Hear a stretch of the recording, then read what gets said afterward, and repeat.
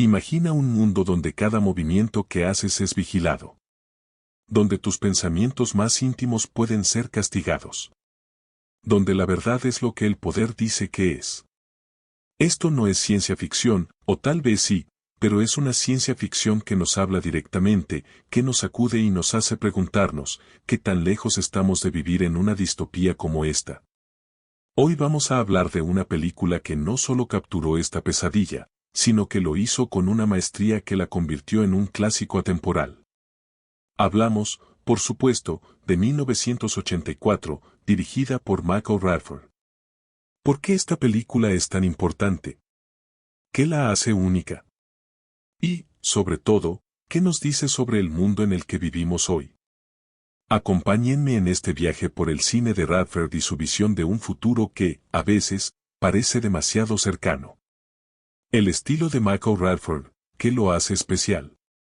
Michael Radford no es un director que busque llamar la atención con efectos especiales o escenas de acción espectaculares. No, Radford es más bien un observador. Un cineasta que se enfoca en las emociones, en los detalles, en la psicología de sus personajes. Y eso se nota muchísimo en 1984. En esta película, Radford usa una paleta de colores fríos, grises y desaturados. No hay brillo, no hay esperanza visual. Cada plano, cada escena, está diseñada para que te sientas como Winston Smith, el protagonista, atrapado, vigilado, sin escapatoria. Pero no es solo la imagen. Radford también juega con el sonido. ¿Recuerdan ese zumbido constante de los televisores que vigilan a los ciudadanos? Es como si el propio partido estuviera en tu cabeza, ¿no? Y luego está la música de Eurythmics, que aunque no es lo que uno esperaría en una película así, le da un toque moderno y perturbador. En resumen, Radford es un maestro de la atmósfera.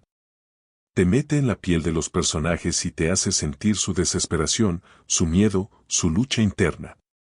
Y eso, amigos, es cine de verdad. El contexto. ¿Por qué 1984 era tan relevante en 1984? Ahora, hablemos del contexto. 1984 se estrenó en 1984, sí, el mismo año que da título a la película. Y no fue casualidad. En los 80, el mundo estaba en plena Guerra Fría. Había miedo a la guerra nuclear, a los gobiernos autoritarios, a la vigilancia masiva. En el Reino Unido, Margaret Thatcher estaba en el poder y sus políticas dividían a la sociedad. Radford aprovechó todo esto para crear una película que no solo era fiel a la novela de Orwell, sino que también resonaba con las preocupaciones de su época.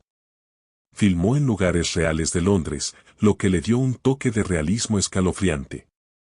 Imagínense caminar por esas calles grises, sabiendo que en cualquier momento el gran hermano podría estar mirándote.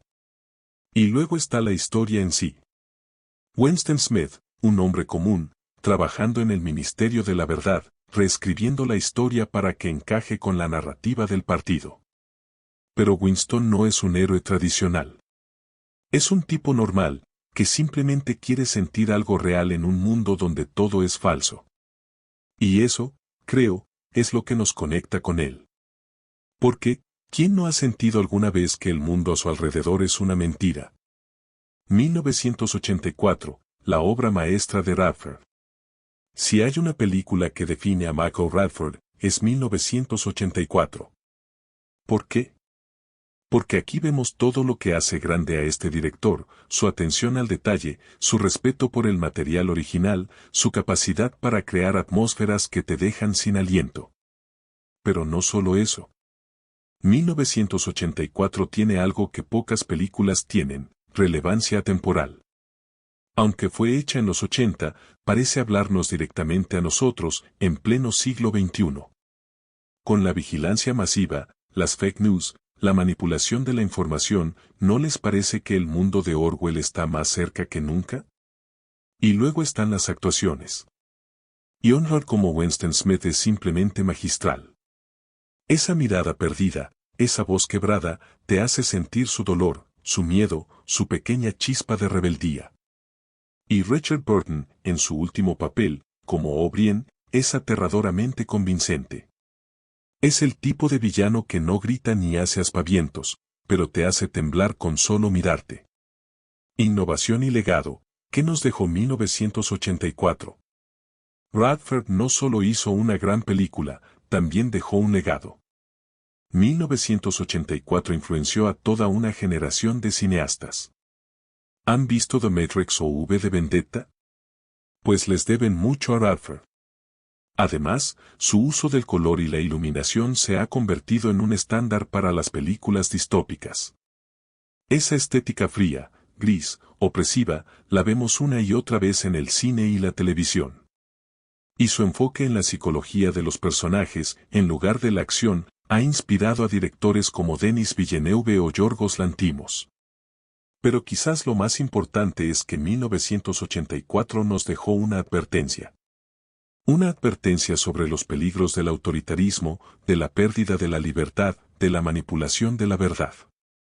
Y en un mundo como el nuestro, donde las distopías parecen cada vez más reales, esa advertencia es más necesaria que nunca. Conclusión, ¿por qué deberíamos seguir hablando de 1984? Así que, ¿qué podemos concluir de 1984 y de Michael Radford? Que el cine no es solo entretenimiento. Es una herramienta para reflexionar, para cuestionar, para resistir. Radford nos regaló una película que no solo es una obra maestra del cine, sino también un espejo en el que podemos vernos a nosotros mismos y a nuestra sociedad. Y ahora, les pregunto a ustedes, ¿creen que el mundo de 1984 está lejos del nuestro? ¿O ya estamos viviendo en una distopía? Déjenme sus opiniones en los comentarios. Porque el cine, como la libertad, es algo que debemos cuidar y discutir. Nos vemos en el próximo video. Hasta luego.